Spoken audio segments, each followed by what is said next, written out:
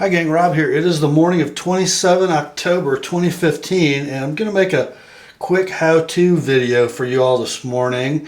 This is one that, a request that I get quite often.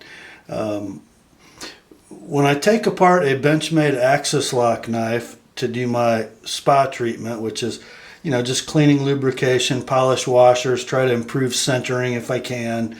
How the heck do you get these things apart and back together, with Axis Lock springs and all that stuff? Well, you can do a full disassemble on these knives, which is a little tricky. You got to hold your mouth right and make sure you don't have any Axis Lock springs flinging off into space. But for a routine maintenance, you can clean most of this handle with the blade and washers out, just with a Q-tip and some Windex.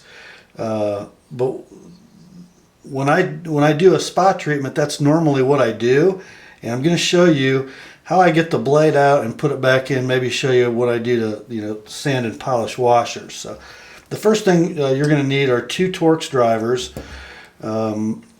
This is a Wiha T6, and that really is for the body screws and the thumb stud. And then this is a T10, which is going to handle the pivot. So what we want to do, and we probably should tape the cutting edge of the blade, but I'm too stupid and like to cut myself, so I'm not going to do that. With my right thumb, I'm going to pull back on the Axis Lock mechanism to make the blade free, putting no pressure on the blade against the pivot. So I'm going to pull that back and then loosen the T10 pivot, pushing as I go, which is going to then force the pivot out the back side. Don't know if you can see that. There, I think you can. And I just need to force that out enough so that I can grab hold of it. My screw will drop out, and then I can grab hold of my pivot and pull it out. Still pulling back on that Axis Lock bar so everything comes out nice and freely. And then I can let go of it, and it's going to sort of shove the blade out. And this one's coming out with one washer attached to the blade, and what's on the back side? Nothing. So that means I've still got a washer in here, and I'll just reach in with my T6 and poke that other washer on out of there. And keeping track of what washer went where, so and how they were oriented. So on the right side of the blade, this washer had its rolled side up toward the blade. And I don't know if you guys can see this at all, probably not, but every washer is stamped out of a sheet. So the side of the washer where the punch hits it is always going to have a burr on the corner, and the back side of the washer is going to be kind of rounded. I like to orient these round side toward the blade just in case the corner of that burr wants to impede my progress. That's how this one is. Now the one on the left side, as Benchmade likes to do, they put them in so both washers are facing the same way, which puts one burr side against the blade and one round side against the blade. When I put this back together, I'm going to go round side against the blade on both sides. That usually seems to work the best for centering and for free action. So what I'm going to do now is go ahead and grab some Q-tips and start to clean the inside of the handle, and then I'll show you how I polish and clean washers. Be right back. Okay. In this bottle, which says Flitz Gun and Knife Cleaner, the Flitz Gun and Knife Cleaner has been gone for years. It's Windex. It's just a handy size to use. So what I'm going to do is just wet one end of a Q-tip, kind of make sure that there's not any dripping off of it. I'm going to run that thing through my frame, gathering any dust and gunk that has accumulated. Paying special attention to the area that the washers ride. Cleaning between the stop pin and around the axis bar. Then I'm going to come right back in with my dry end. And I'm going to work in the business end first, drying this off just to make sure none of my gunk has time to re-dry. And then sweep back through the knife. And maybe take a little special attention to the channel where the axis bar rides on the outside of the knife, just to make sure it moves freely so you can do your Benchmade flickery. Okay, so that's all good. Now I'm going to clean the blade tang area to see if there's any polishing that needs to be done. We need to get all of our contamination off. And come back with a paper towel.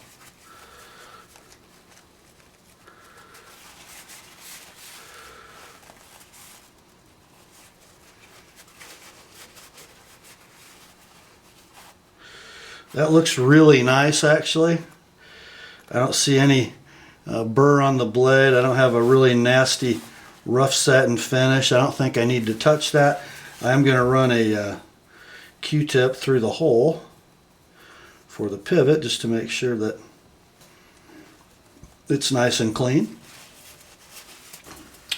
And now we're going to proceed to the washers. So hang on a minute, I'll show you what I use to polish washers. Be right back. Okay, first I'm going to make sure my washers are clean.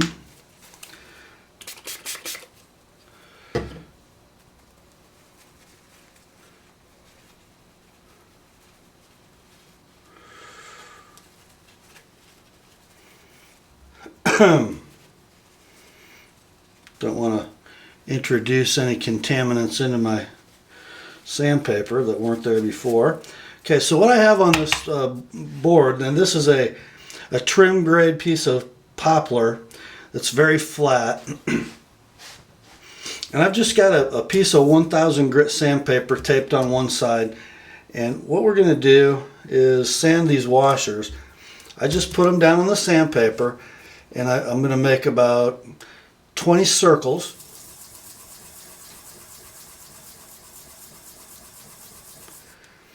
Just with that washer in the middle of the pad of my middle finger.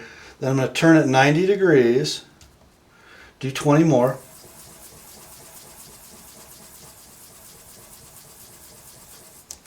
Okay. So let's show you the difference here. I think you can see that. So we've got a nice shiny, smooth, deburred surface. Now we're going to do the other side.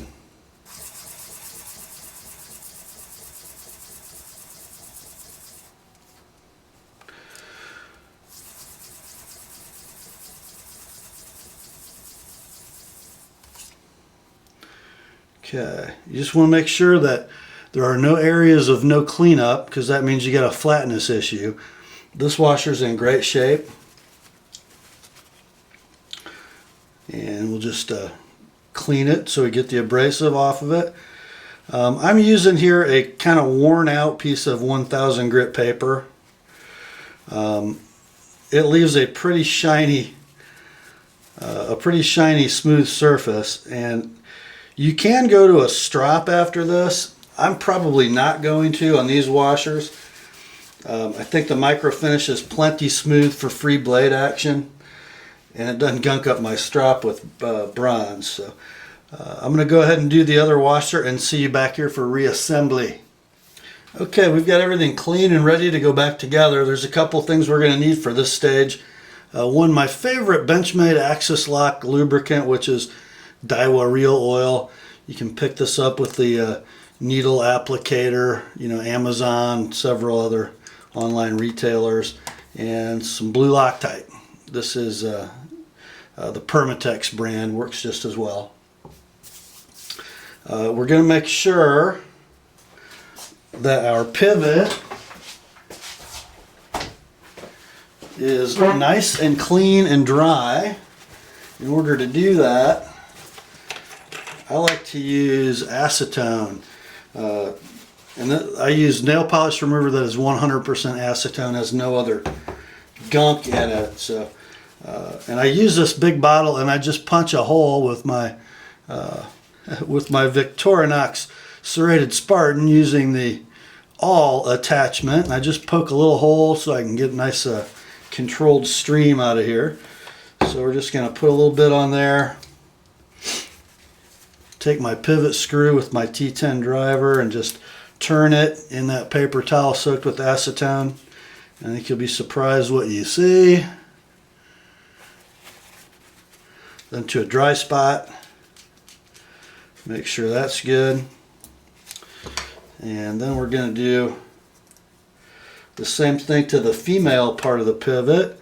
Get a little Q-tip fashioned to a cone shape. And we're going to run that thing into the female pivot. Kind of screw it on there. And then back it out. Ooh, look at that, guys. You got to get that stuff out of there or your Loctite will not work. Or at least it won't work as well as it can. Then the dry side of the Q-tip, we're going to do the same thing. Although the acetone will dry all by itself, just kind of like cleaning a gun. It's like running a clean patch through. Okay. That should be ready to rock. Now, I'm also going to use the back of the pen blade of my Victorinox serrated Spartan workhorse bench knife, and you'll see why in just a minute. Kind of got to get stuff ready here. So we'll get the cap off of our Daiwa Real Oil. Get it ready to go.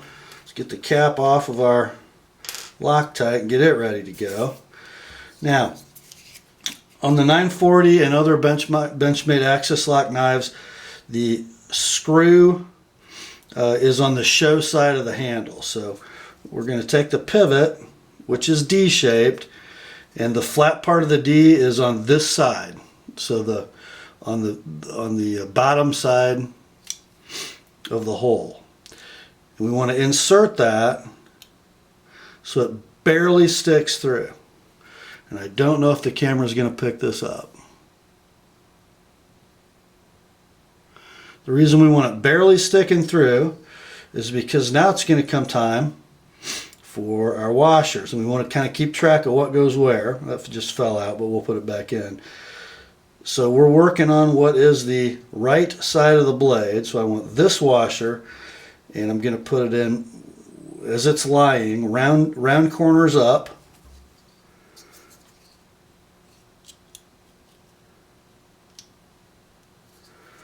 Set that down. Then we want to pre-lubricate it. 3 or 4 drops, depending on how big the drops are.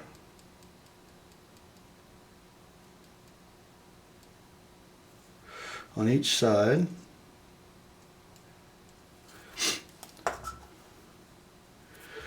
Now, sort of using a finger to hold that pivot fast, we're going to insert that washer. My pivot sort of poked in on me. And we're going to drop it right over the pivot, just like that. Okay? Now we're going to adjust our pivot engagement. Shoot. I just rammed it all the way through. This is why it's difficult, guys. This pivot doesn't fit terribly tightly in the hole. See if I can slide this back in without disturbing my washer. And it did go in. Okay. So now with that barely protruding past the surface of the washer, I want to hold it in place with my finger. With my other thumb, I'm going to pull the axis bar back, and then I'm going to line up the blade visually, and I'm going to poke that pivot through the blade, but not all the way through because I have another washer to put in. So this washer, we're going to do the same thing. Pre-lube it.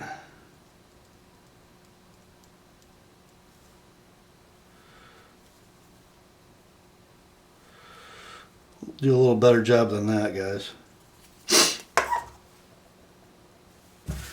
Kind of slipped out of my fingers a little bit. Then we're going to slide this washer in between the frame and the blade.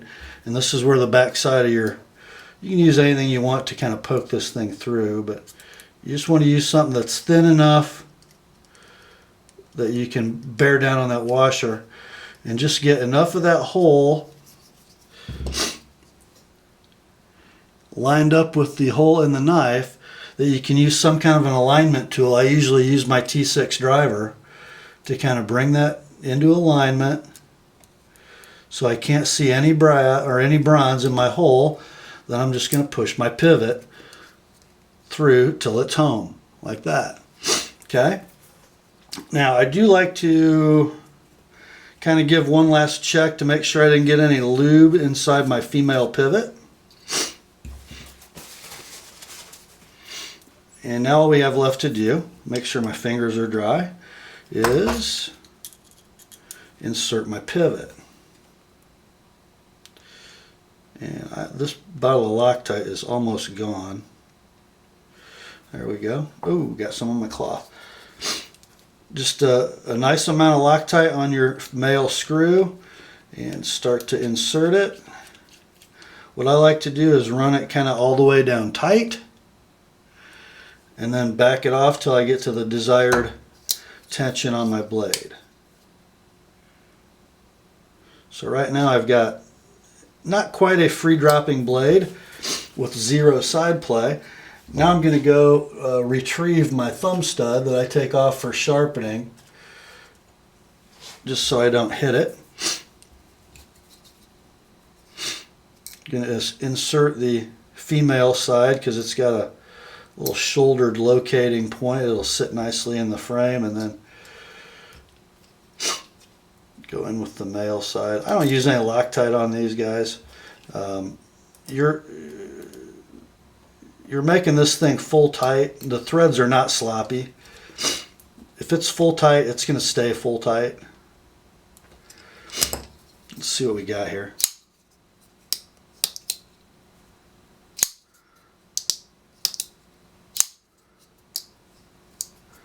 Not quite a free dropper. See if I can go any looser on that pivot without creating any side play. Just a very minute adjustment. Still don't have any side play.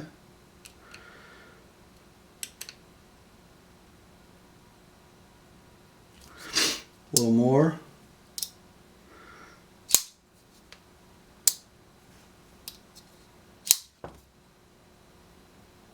Oh, I have a little play. Okay. So that's not going to quite work like that.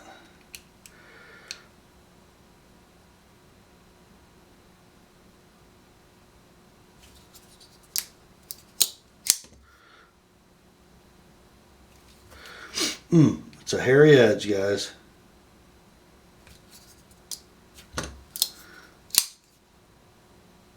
So where this knife wants to be upon reassembly is not quite free, zero side play.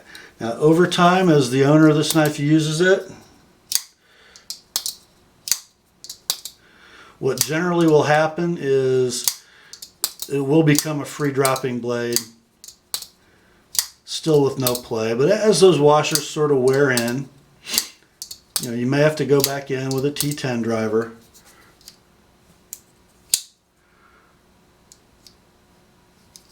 That one's so close. You may have to tweak it a little bit after you use it for a little while. This one is plenty acceptable action for a 940. Plenty. I'll just get my fingerprints off our blade.